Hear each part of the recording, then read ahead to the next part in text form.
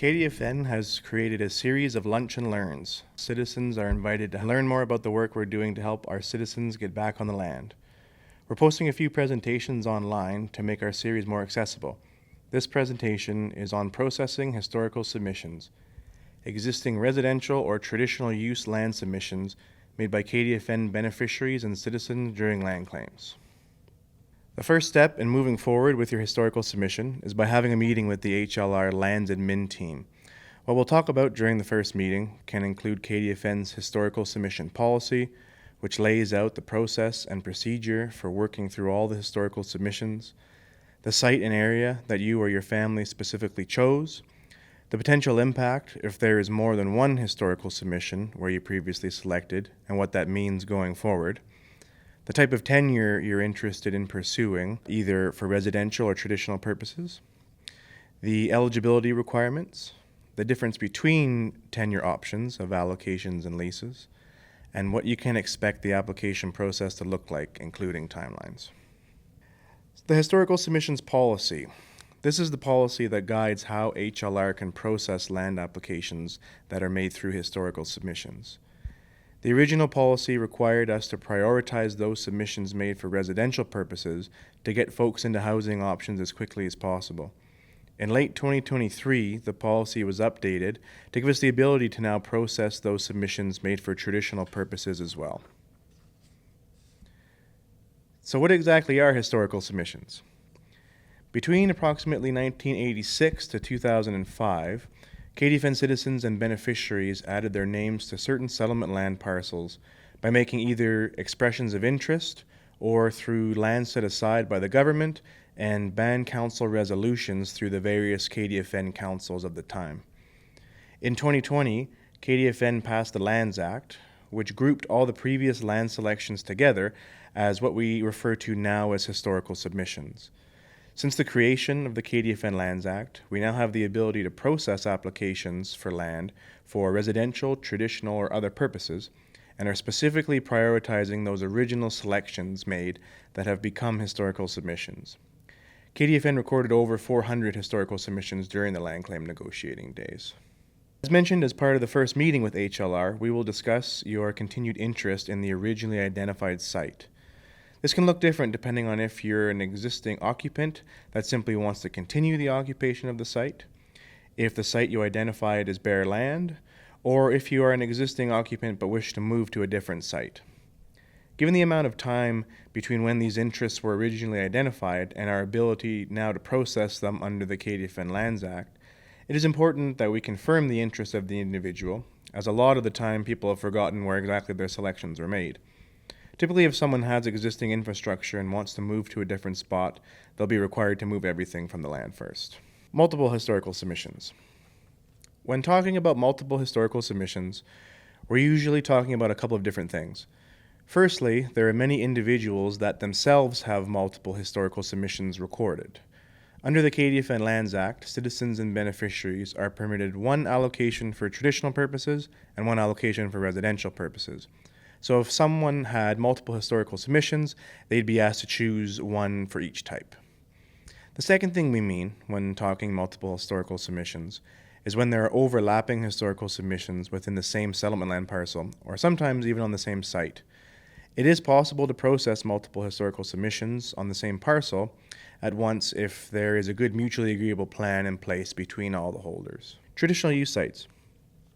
Now that the HLR department is enabled through the policy to process historical submissions made for traditional use sites, we've begun exploring rules and procedures around them. While doing this, we are processing some applications for traditional use allocations to help shape what these uses should look like in the future. More applications for traditional use sites will be processed once these guidelines are firmed up. Changes to historical submissions. As many historical submissions were made 40 years ago, it's been recognized that changes may be necessary as circumstances change. For this reason, it's possible through the historical submissions policy to transfer selections between immediate family members or from deceased individuals to other members of their families. This can be facilitated by filling out a simple form with the HLR department. Eligibility. To be eligible to fill out a land application through a historical submission, under the KDFN Lands Act, you must be a KDFN citizen and or beneficiary, and you must be at least 19 years of age. A declaration is completed by the individual applicant that is confirmed with KDFN Citizenship Registrar to ensure that person has been KDFN since the time they made the original selection until present. Residential allocations versus leases. So let's talk about the type of tenure you can apply for through your historical submission on KDFN settlement land. The main options for residential purposes are an allocation or a lease. A residential allocation can only be held by a KDFN citizen or beneficiary, so it stays within the KDFN community in perpetuity. A lease can be held by anyone, so it can be bought and sold to any person on the open market, and is typically bound by a specific timeline. Both allocations and leases have requirements to build on, and there are options under the KDFN Lands Act to convert residential allocations and leases between each other. Allocation versus lease cost. Something to consider when deciding between an allocation or a lease is the ability to secure financing or borrow money to be able to build a house. Under a lease, any bank or lending institution will typically grant a mortgage to qualifying individuals, where the options under an allocation are a little more strict. At this time, the only options for financing a build on an allocation is through the First Nation Market Housing Program that KDFN participates in. More information on this can be gained by talking to the KDFN Finance Department. Other costs to keep in mind are the cost of developing and building the house itself, maintaining the house and property, and paying applicable property taxes. Building requirements. Depending on where your site is on KDFN settlement land, individuals who are granted land dispositions will be required to build residential developments according to either City of Whitehorse or Yukon government planning and zoning rules within a specific time period, such as 3 to 5 years depending on the location, and in compliance with the National Building Code. Property taxes are also the responsibility of the homeowner and are paid to the appropriate taxing authority, which would be either the city or Yukon government. The application process. The HLR department has developed a standard application process when you're ready to submit an application through your historical submission, which can be seen on this little chart. Essentially, it ensures we use the same process for every application to give each one fair and consistent consideration. The application process involves initial meetings between applicants and the department, a review process by each of the units within HLR, such as heritage, planning, and operations, a community review process, and an inspection of the land applied for. Applications for residential purposes typically take a minimum of 3 months to complete, but they can be longer if there are additional complexities. So next steps.